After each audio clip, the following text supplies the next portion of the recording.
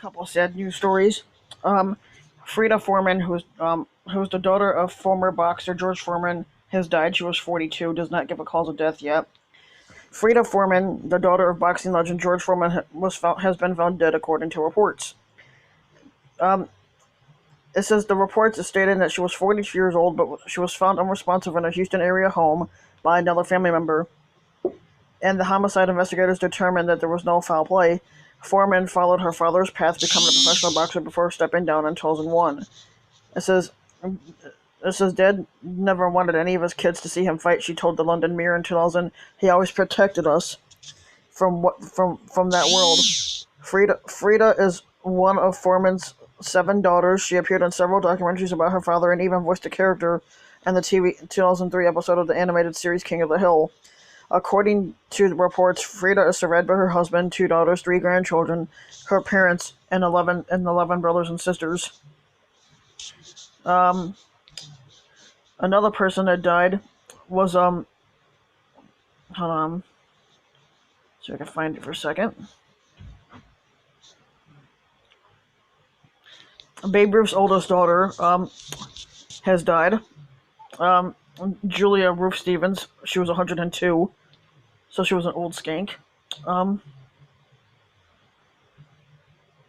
let's see, sporting here.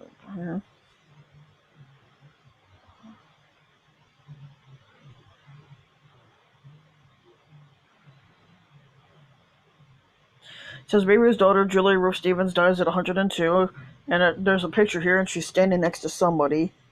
Not for sure exactly who she's standing next to, but she was 102. It says Julia Ruth Stevens was the last surviving child of Babe Ruth. Died Saturday at the age of 102.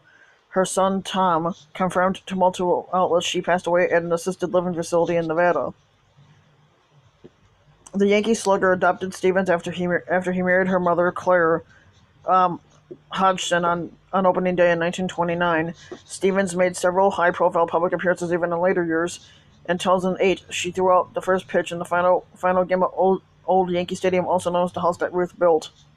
Despite her stepfather's legendary feats at the Yankees, Julia ended up being a Red Sox fan. The Red Sox invited her to throw out the first pitch at a game in Fenway Park in July of 2016 to celebrate her 100th birthday.